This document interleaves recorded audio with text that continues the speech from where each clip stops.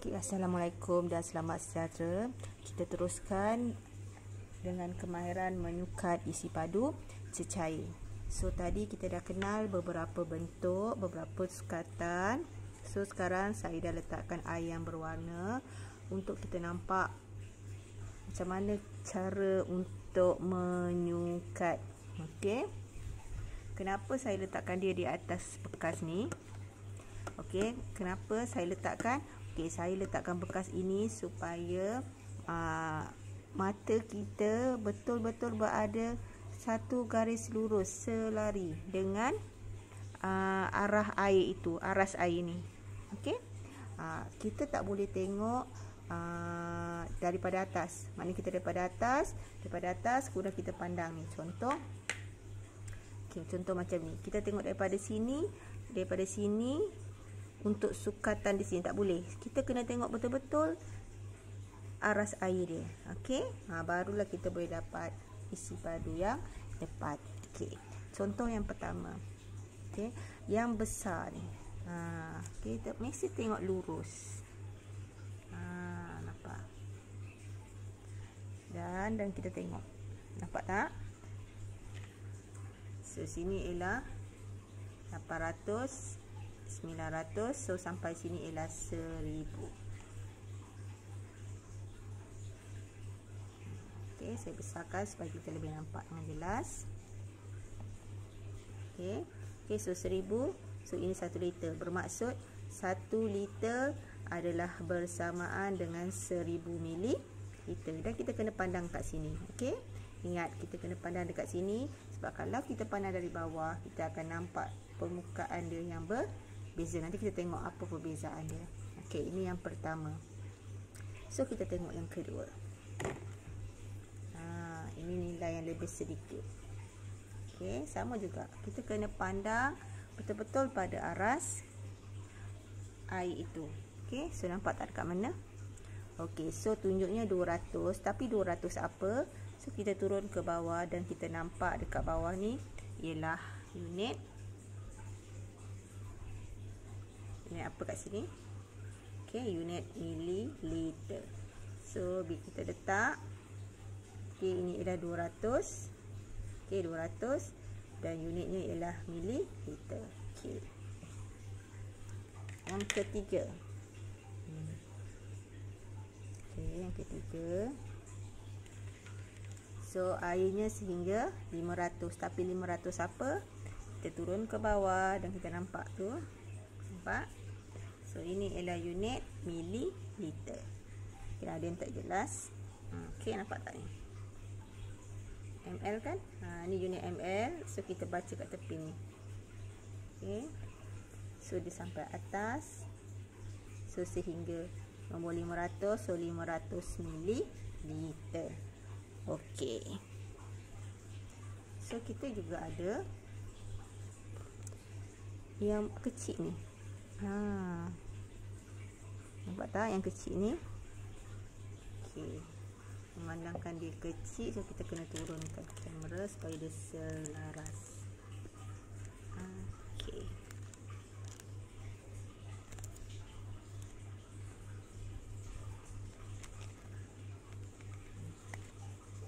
Okay, nampak tak? Sampai jauh.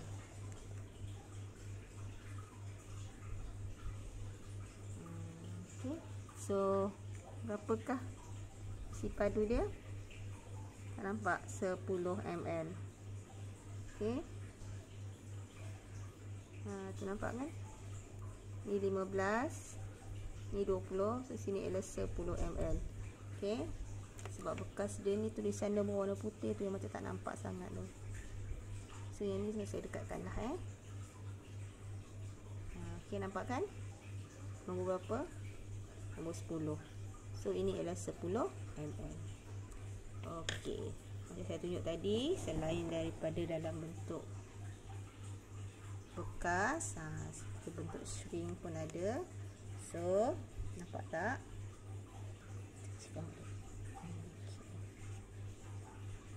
Saya dah letakkan.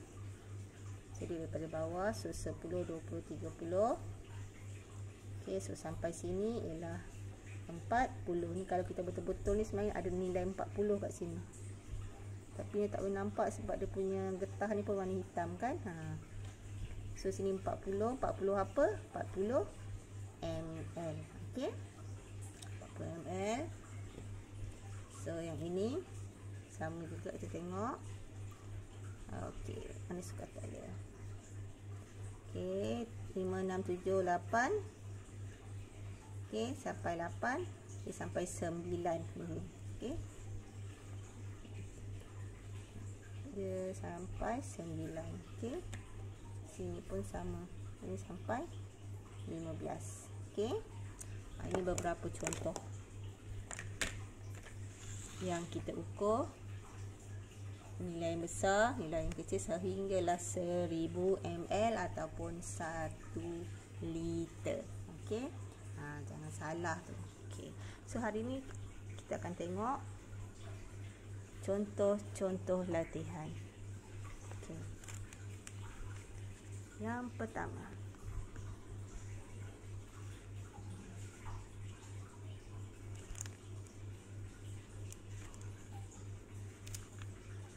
tulis unit isi padu bagi objek berikut menggunakan simbol.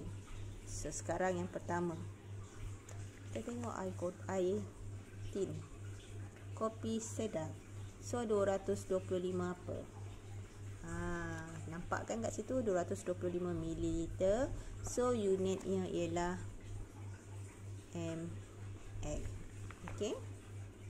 Yang kedua, minyak masak 3.5 liter. So 3.5 liter ialah L, maknanya besar, nilainya banyak. Okey. Jus oren 2 liter. So cara nak tulis liter ialah L, simple. Dan seterusnya ialah 500 ml. So 500 dah ada, kita tuliskan simbolnya mililiter. Okey. Okey, yang kedua, tuliskan isi padu cecair berikut. Okey. Dan kalau kita perhatikan, dia macam ada dua permukaan. Okey. Tapi kat mana yang kita nak tengok? Kita hanya tengok pada melengkung yang dekat dengan garis ni. Yang pertama ni. Jangan tengok melengkung yang belakang. Tengok melengkung yang pertama. Okey, melengkung yang mula-mula ni. Jangan tengok yang belakang. Sebab itu kita kata kita kena tengok betul-betul dengan arah sangat mata tadi. So sekarang dia berada di sini. Kita tengok yang pertama. So yang dekat dengan sukatan ialah ini, 4. So 4 apa? 4 liter. Sebab sini ada simbol liter. Okey. So 4 liter. Okey. Yang kedua, tengok betul-betul. Jangan tengok yang belakang, tengok yang depan, garis yang depan.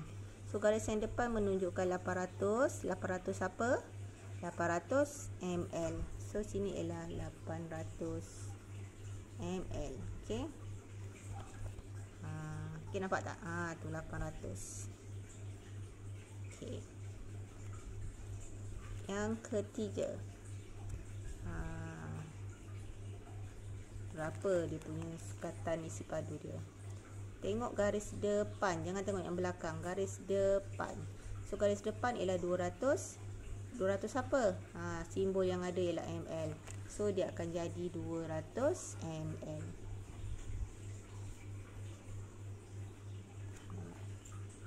Okey. Okey. So yang seterusnya, anggaran. Ni yang kita kata tadi tu. Ini ialah cecair pencuci. Ni ialah pencuci baju. Mak awak basuh baju kan guna cuci. Yang mana anggaran yang paling logik, 2 ml atau 2 liter? Ingat saya dah cakap tadi, kalau liter, bayangkan air kotak Milo tadi. So itu ialah 1 liter. So sekarang dia ada 2 liter, bermaksud ada 2 kotak Milo. Itu ialah anggaran. Tapi kalau 2 ml ialah, ingat tak ni? Tapi ini banyak kan? So kita kurangkan dia untuk jadikan kepada 2 ml. So ini 2 ml. So banyak ni je 2 ml. So mana yang paling logik dan paling sesuai untuk anggaran isi padu cecair pencuci. Okey, so 2 liter. So, okey, kita pergi yang pada susu sejat 300 ml dengan 300 liter. So awak bayangkan 300 liter, saya dah cakap tadi 1 liter ialah 1 kotak air Milo. So kalau ada 300 liter maknanya 300 kotak air Milo. So adakah anggaran itu yang paling sesuai? So tak sesuai. So kita akan pilih 300 ml. Okay. So 300 ml ni ialah lebih kurang macam ni.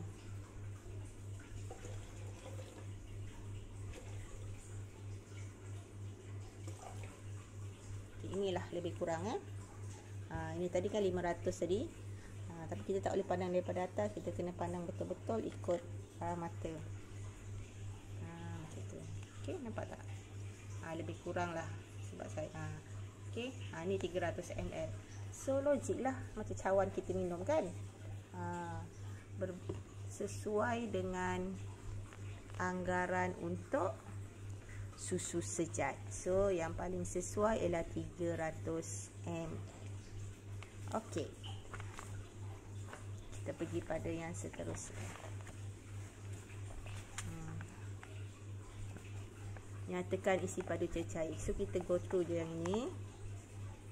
Okay, yang pertama, ingat jangan baca yang belakang, baca yang di depan. So yang di depan ini kenanya pada nombor 6. So ini ialah isi padunya ialah 6 liter. Okey, so 6 liter. Nombor 2. Okey, garis yang di bawah bukan di atas. So ini ialah 500. So 500 apa? 500 ml. Jangan tengok atas. Kalau atas nanti awak akan pilih 600 ke, sebab awak dah nampak dia dah jauh kan. So tengok yang bawah, garis yang pertama. Okey, 3. Sama, garis yang bawah ni, yang pertama. So kita nampak dia kena yang garis 100. So 100 apa? 100 ml. Okey. Nombor 4. Garis yang pertama. So ini ialah 3. 3 apa? 3 liter. 3L. Okey, seterusnya ini ialah 80. So 80 apa? 80 ml. Okey, garis yang pertama. Dan seterusnya garis yang pertama juga. So 200. 200 apa? 200 ml. Okey. Okey, last. Anggaran. Secawan air 2 liter atau 200 ml. Ingat, saya dah bagi awak perbandingan. 1 liter ialah 1 kotak air Milo yang besar. So ini ialah 2 liter, 2 kotak air Milo yang besar. So anggaran yang paling sesuai adalah 200 ml. Okey, 200 ml. Ingat, macam saya cakap tadi, saya pegang bekas ni macam kita pegang cawan. 200, ini untuk 300 ml kan. Kalau 200 ml yang ini, dia cawan kita kat rumah. Awak bayangkanlah kalau awak minum air, si cawan tu lebih kurang. Okey, ini 80 liter dengan 800 ml. Okey, perbandingan dah nampak dah sini. 80 liter maknanya macam 80 kotak air Milo. So tak logik kat sini. So anggaran yang paling sesuai ialah ini, 800 ml. Okey, air dalam bekas ni. Ini bekas apa? Macam tabung uji kan. 5 liter, 5 kotak air Milo tu dengan 50 ml. So 50 ml lebih kurang lebih kurang ni tadi kalau penuh. So logiknya untuk ini ialah 50 ml. Okey, baldi. Bayang baldi dekat rumah. 20 ml dengan 20 liter. 20 ml. Ingat 20 ml ialah yang kita selalu makan ubat. Ini 20 ml. Tapi penuh lah, ni tak penuh, ni 15 kan. So kita kena penuhkan. Okey, so ini ialah untuk 20 ml. Kalau kita sampai penuh ni 20 ml dengan 20 liter. Takkan 20 ml banyak ni awak nak masuk dalam baldi, tak sesuai kan. So yang paling sesuai ialah 20 liter.